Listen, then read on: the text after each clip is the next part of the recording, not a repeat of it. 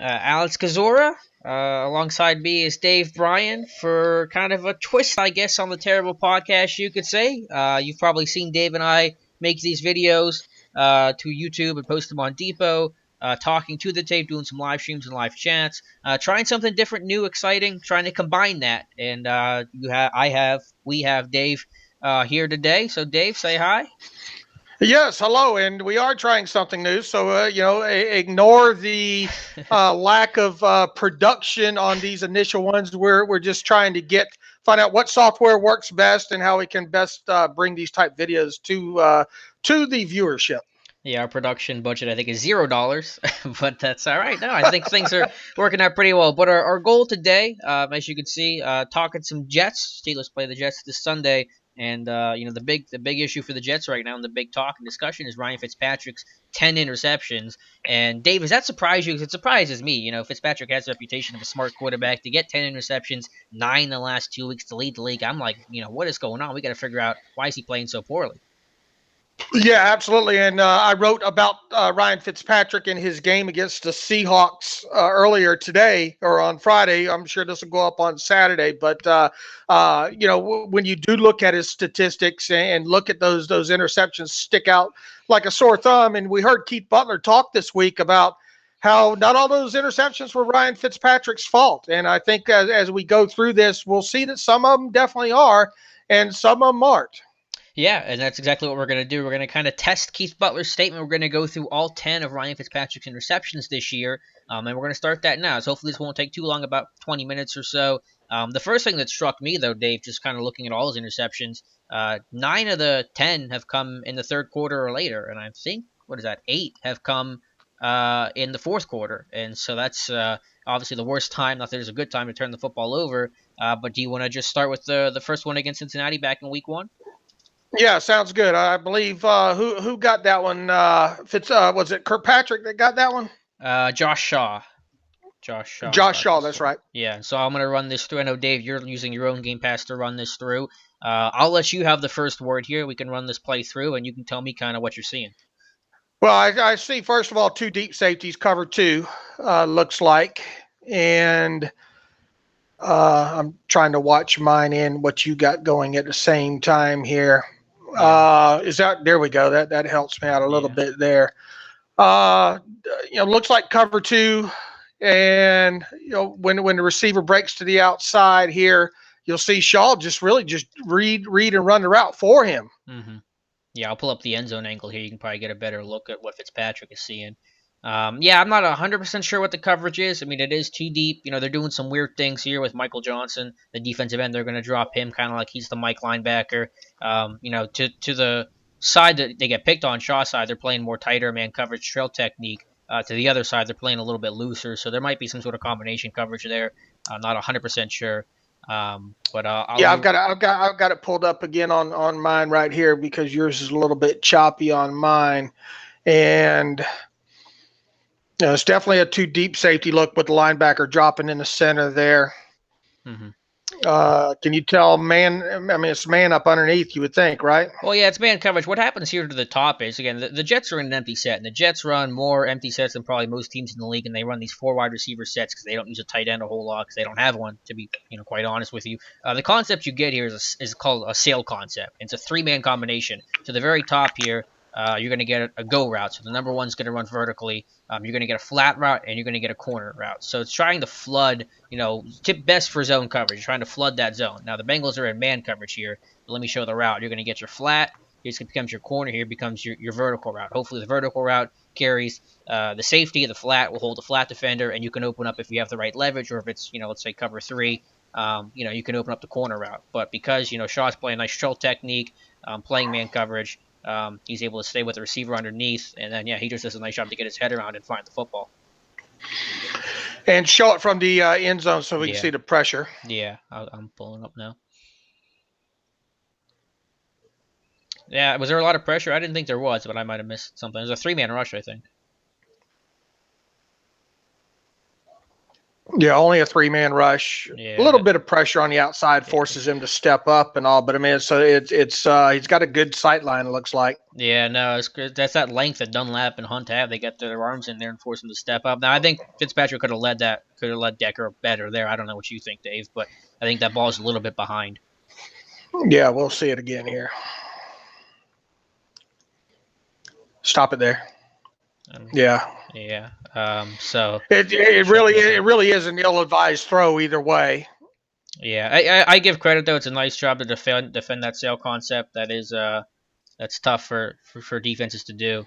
Go And back to the all 22 one more time. Are you yeah. thinking this might be a quarters type of coverage? Yeah, it might be something like that. I don't want to say every two deep shell is cover two. There's a couple things that look like that, but I'm definitely seeing some man coverage here to the top and to where Shaw's is. That they're carrying that, so there could be some pattern matching there. I'm not 100% sure without really doing a deep dive into things. But Yeah, what and I I forgot to see what Fitzpatrick said. Normally I like to mhm. research these a little bit more ahead of time to see what if Fitzpatrick said anything after the game about this. But all in all, it's a nice play by Shaw. Yeah, it's trail technique, man coverage underneath, and he's able to find the football. So I think that one's definitely on Fitzpatrick. Do you agree about that?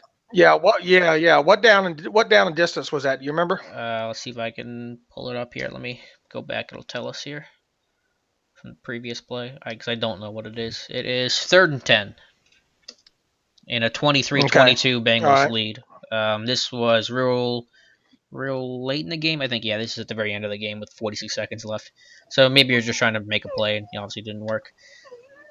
Right. I'm going to skip to the first interception in week 3 because Fitz was clean in week 2. This is the 6th interception kind of fallout game against the Chiefs.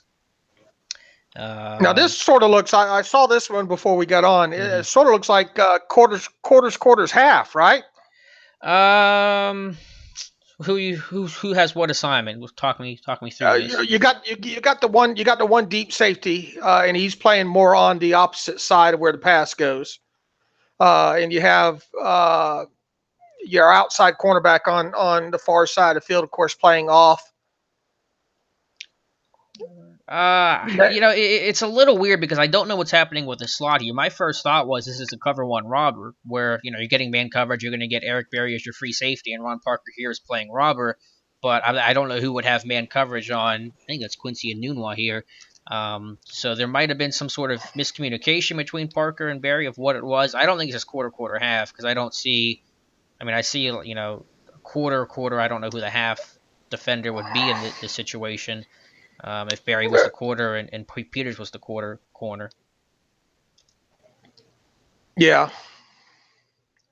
roll Um, it back. See yeah. how see how far he is over there on that Mm-hmm. on that side of the field with the safety is. That makes me kind of think that just trying to protect over the top there.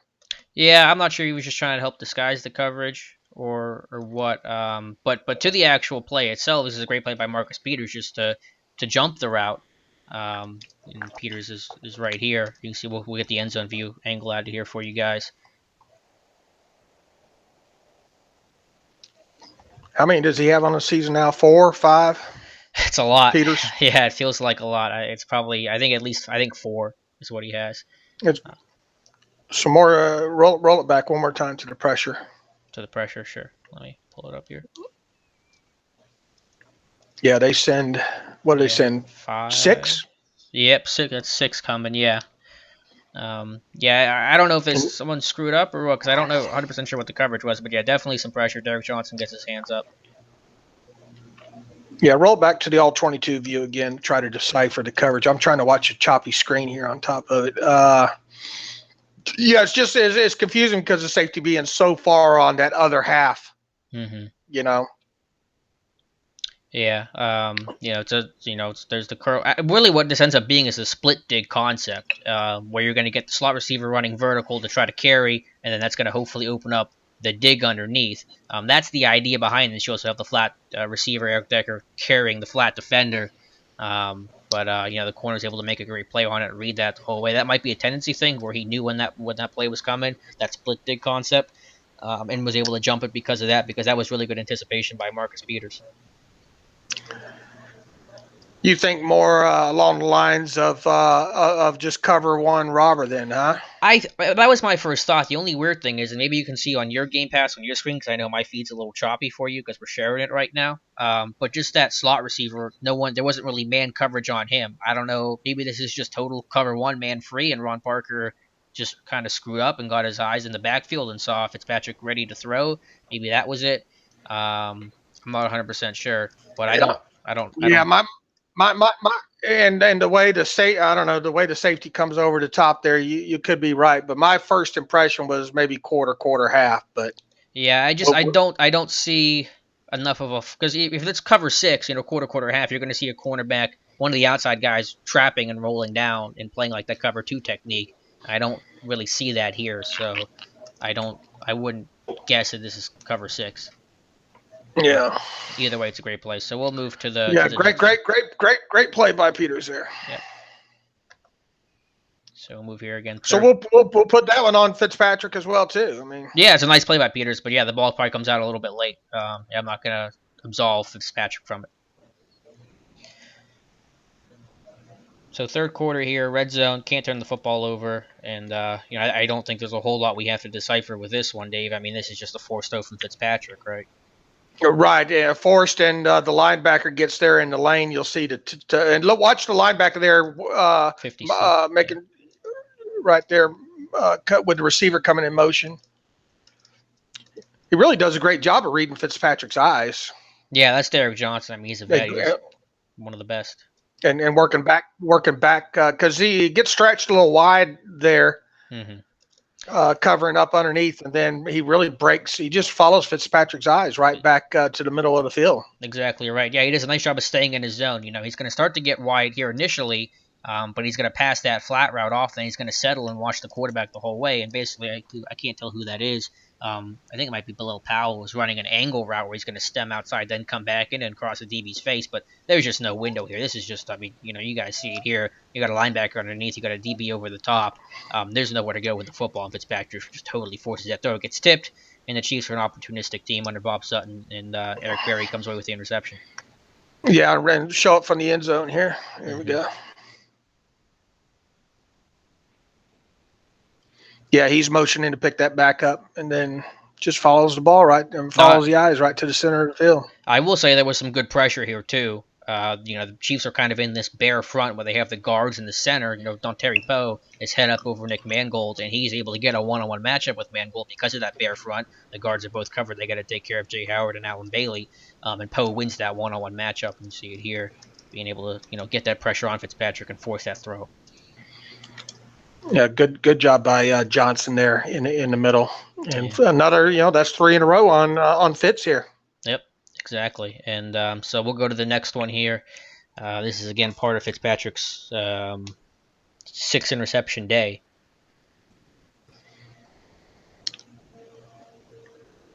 And you can give me your initial thoughts. I think this is just nice pressure by the Chiefs here.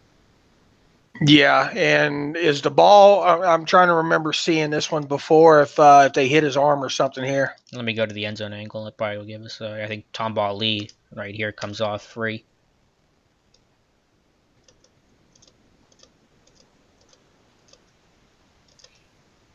Yeah, Yeah, he's forcing the throw right there. yeah. There's just some good pressure there. It Yeah, kind of really ruins everything. Another tip drill, another pick. yeah, and he's going down. He kind of puts it a little Mm-hmm. hot, I guess. Yeah, he's just trying to make a play, get it to a new one, and Steven Nelson. That's Mm. your guy, Steven Nelson, making that play, Dave. Tipping that ball. Yeah, I liked him coming out of Oregon I State. know. Feisty guy, but as we saw against the Steelers, he got Some ways to go. he's got a way. He was real physical Mm-hmm. at Oregon State, and that's what I liked about Steven Nelson. Obviously, I don't think I kind of viewed him more as a guy to play in the slot. Mm-hmm. You know, Yeah. but I don't think he has the. He's not going to be an ideal slot player. He's going to be a career backup in this league.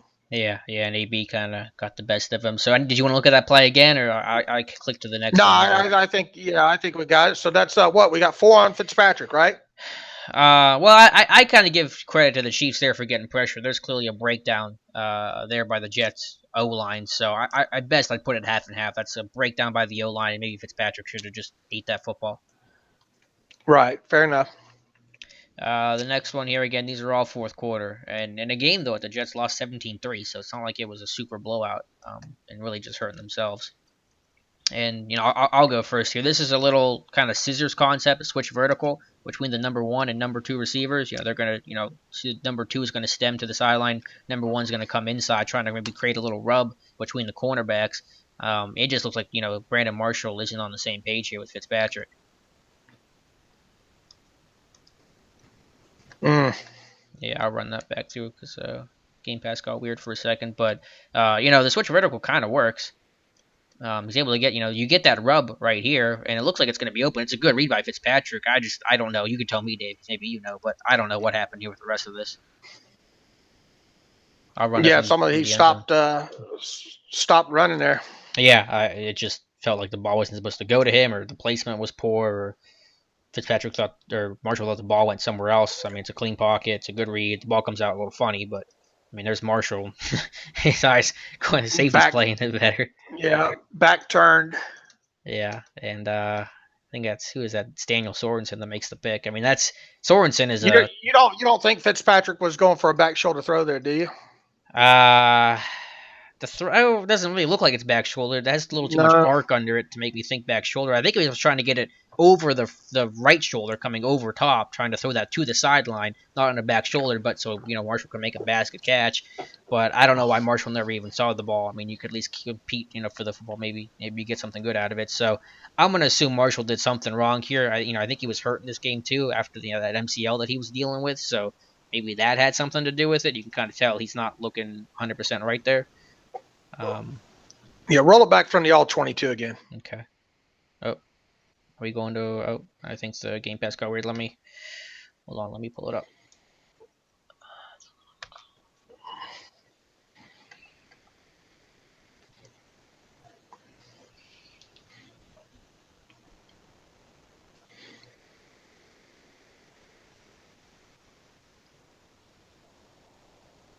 Yeah, Marshall.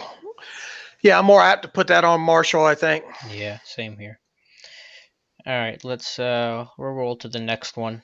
Again, this is still the same quarter. It was. I think the Jets had like 5 second half drives that ended in interceptions. It was one for the ages and not in a good way. What are you calling this coverage here? Let me look.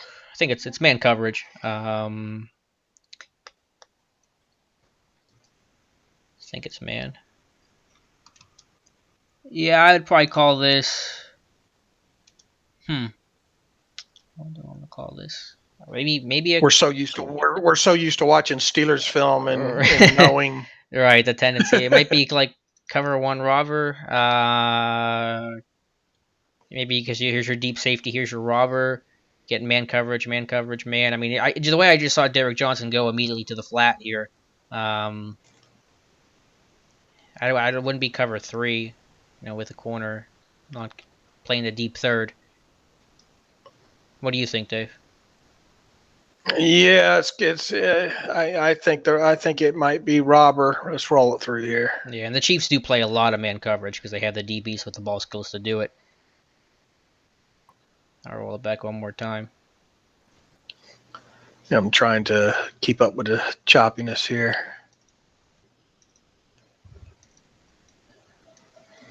Yeah, you think Fitzpatrick was confused there? No, I mean I think the read's okay. The back does have leverage. Because you're trying to again get that kind of pick. It's almost that curl wheel concept. That rub, yeah. Yeah, that little rub. Again, I think the back doesn't get his head around. I think there's just miscommunication there. It's on the road. You're in Arrowhead. It's a hostile environment, to steal the Tomlin term. I think it just created a lot of communication problems. I think the end zone angle will give us a good look at it. Again, if you might want to play it on your Game Pass, because I know the choppy video, and you can just kind of let me know what you think, because I'll play it here from the end zone angle. Yeah, once again, I'm not. Yeah, miscommunication of some sorts. It looks like. Usually, again, with this wheel concept, you're going to try to get air under that football though, and again, like the Marshall, try to get it towards the sideline. So I'm kind of confused. Unless Forte was supposed to break that off into the flat, but I don't think he's supposed to here. So I'm not sure what's up with Fitzpatrick's kind of just ball placement. I feel like he didn't get enough air under that football to arc it over the linebacker. Show it from the end zone again to see what kind of pressure he's dealing with here.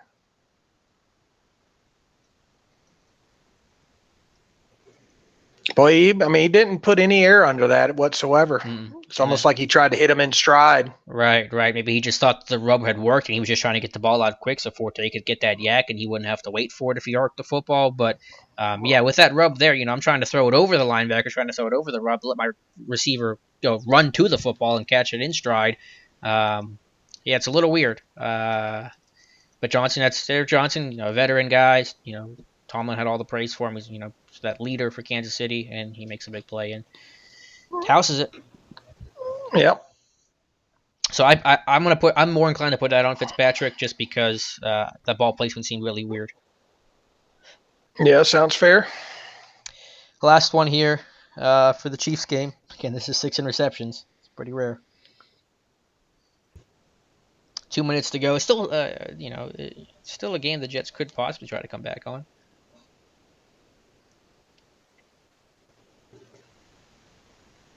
And it looks. Let's see here.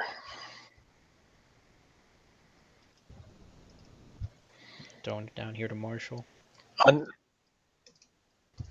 There's not much of a window there whatsoever. You're just throwing it up, hoping your guy comes down with it. Yeah. In that situation. The safety's really, really tight together. Yeah, I think again they're trying to disguise that a little bit, so you don't know if someone gonna rotate, come down for cover one. They're playing on the hash each. He's trying to look the safety off, but since it's a too high shell, you're not really gonna be able to look anyone off. You see Fitzpatrick, right? Because he's going to he immediately goes to that to his deep half of the field there. Right. I get the matchup.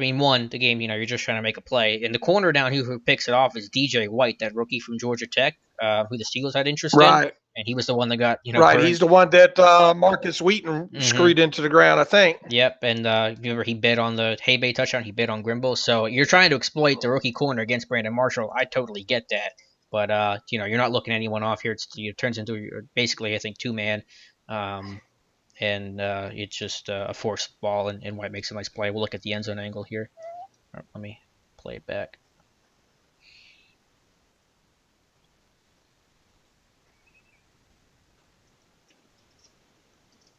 Not half-hearted play action too, huh?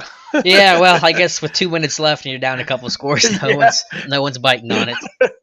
You're not gonna fool a lot of people there. Right, and so it's just a forced throw. I get it. You're trying to take your best guy against the rookie corner. It's late in the game. It's on Fitzpatrick, but I can understand that one, I guess, a little bit.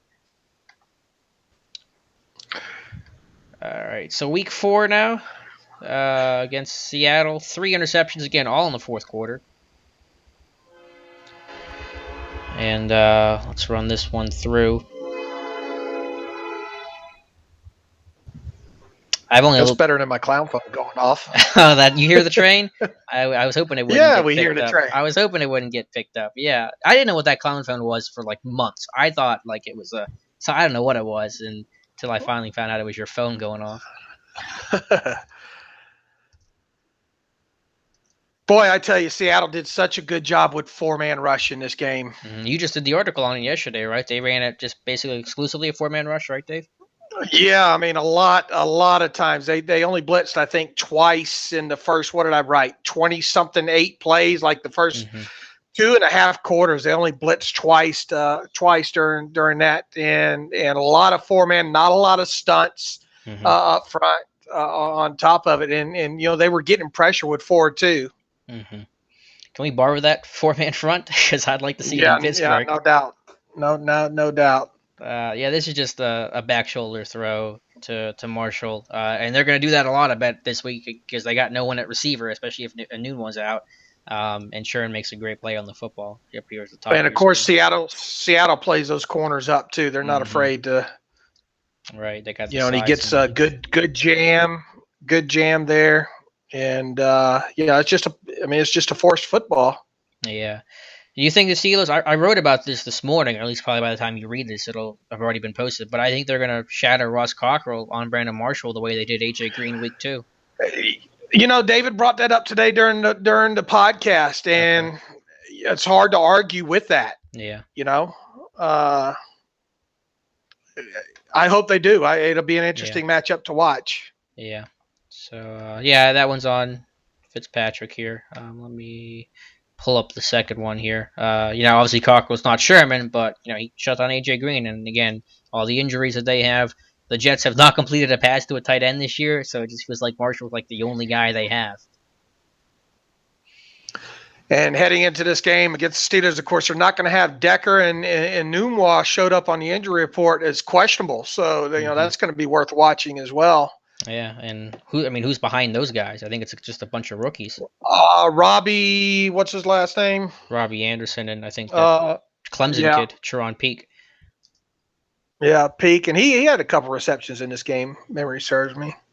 Yeah, no, I think you're all right. Yeah, I like Peak, but they do have a lot of size. Anderson, Marshall, and Numa, Peak, they're all like 6'2" plus, so that is the advantage that they have, is they got a lot of big bodies at receiver.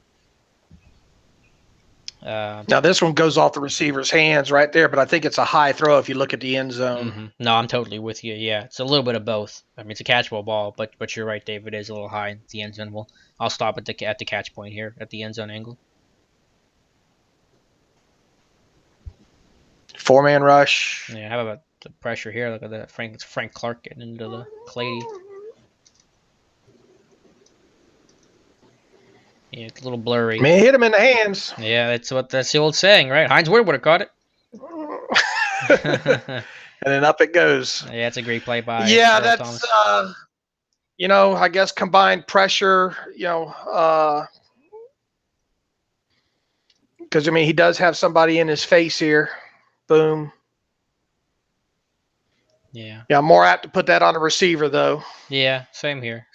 But yeah, it's a great speed bull by Frank Clark. Just put that right foot in the ground and just run Clady back. You were talking with David Todd about the Jets O line. You said you kind of mixed on it. What were your thoughts on the Jets O line? I think they're a little better than what they're given credit for. He's not. I guess he's not as high on Nick Mangold as I am. I mean, I think Mangold's one of the better centers in the league. And now they're going to be without. They're going to be without who? Winters, one of their guards in this game. So that's going to be worth. I'm not sure who's going to start. Dozier? Is Dozier going to start in this place? Probably. No, I think it's his name. I don't really know how to pronounce his name, but it's that Brent Vale guy there who's been playing right tackle for him. He started at right guard last week, or at least filled in for Winters. Because they were doing a committee at right tackle when Winters was healthy. They were replacing that Quayle guy with Benny Jalana, and they were rotating them every single series. Has to be the only team in the NFL that had rotating right tackles. But I think they're gonna kick that. His number is 79. He's a big dude. I think they're gonna kick him the right guard, and Jalana is gonna be the right tackle this week. I tell you, that's a matchup you would hope Stephon Tuitt would be able to take advantage of. Yeah, because this new right guard is like 6'7" or something, so Tuitt can definitely get under him. How about the way Tuitt and Hayward dominated the Chiefs guards last week? I got to gush about them for a second. They were awesome. Yeah, I mean that's. I mean, you need that in 3- and 4-man rushes for sure. Mm-hmm. All right, last interception here for Fitzpatrick. This is end of the game. I think it's under a minute left. Last offensive play for the Jets. Is it? Okay. And just seems like more miscommunication. There's Brandon Marshall never looking for the football. I think it's Sherman that gets him again. Yeah, Sherman gets him again. And, Keith Butler, and that's what kind of threw me off. He was talking about, well, you had receivers fall down. Well, there was an interception in this game that ended up being, I think, overturned, where the receiver did fall down. That can't maybe it was Sherman who actually they thought initially intercepted that one, but it got overturned. But it is a lot more on Fitzpatrick in these interceptions than what probably Keith Butler would have you believe, right? Yeah, a little bit. But I think we've seen probably at least 3 where there's been some clear miscommunication problems. Now that's still a good thing because obviously the Jets are coming to Pittsburgh, and that's going to create the miscommunication issues. They were at Kansas City, and that's a tough place to play, and Pittsburgh's going to be as well.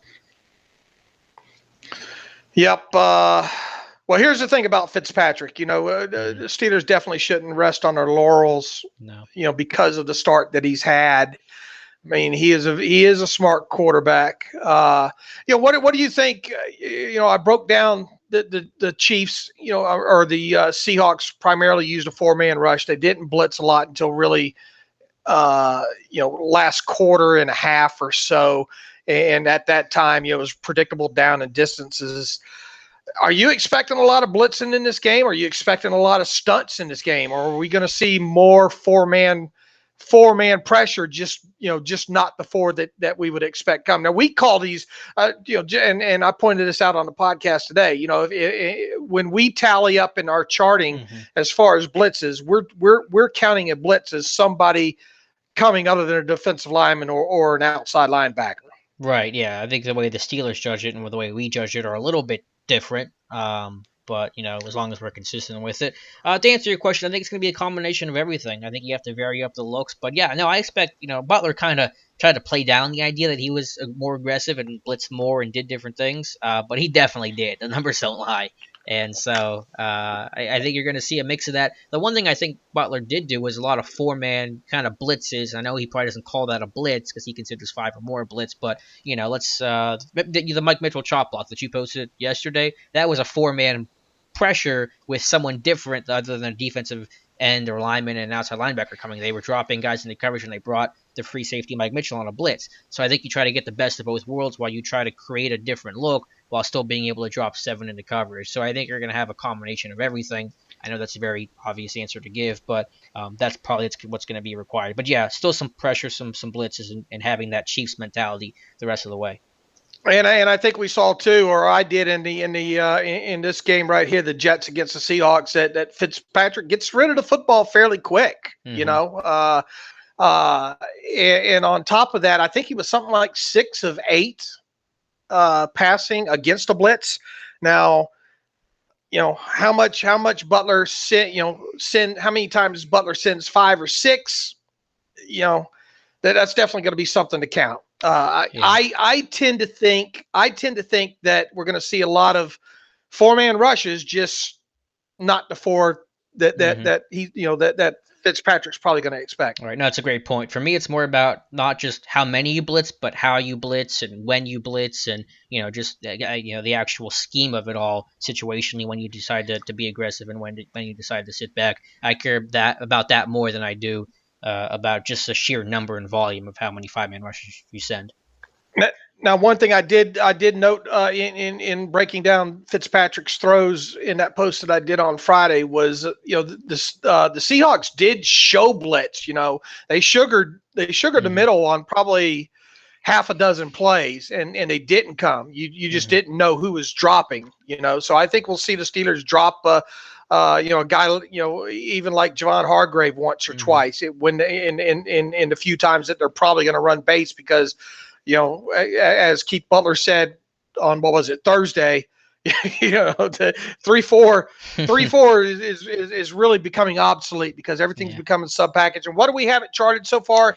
80% sub package? Just under 80% for the year. Yep. It's I know the teams have been behind in a couple of those games, but yeah, it's 80%, and that's not going to change. Right, I agree. So, and I know people are hollering for Javon Hargrave to get on the field, but I mean, it's kind of hard to get him on the field when you're running that much sub package. Right. All right, Dave. Any final thoughts here about Fitzpatrick or this game? No, well, you listened to the podcast and heard our thoughts on it. What do you think is going to happen? Well, I haven't gotten to the prediction part, so I don't even know who you guys are picking. I just started listening to the podcast. I was like halfway through. No, I'm going to pick Pittsburgh, and maybe that's scary because I've been terrible in my picks with Pittsburgh all season long. So maybe I should take the Jets, and that'll be better for Pittsburgh. But the Jets front four is tough. There's no doubt about it. But I think the Steelers are going to do some more getting to the perimeter with their run game, some of their pin and pull schemes, and I just don't think the Jets have the firepower on offense, especially if a guy like Anunua is out and the way Fitzpatrick is playing. I think that the Jets can get some chunk plays on offense because they can throw fades and back shoulder throws to Brandon Marshall, but they're very inconsistent. The Steelers can be a consistent offense, and so I'm going to take Pittsburgh in this one.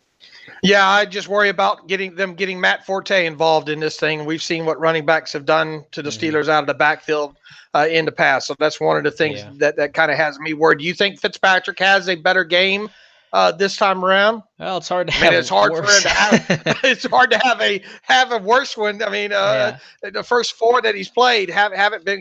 I guess Mm-hmm. his game against Cincinnati was his best, right? Yeah, and that's not saying a whole lot. He's hit the bar very low.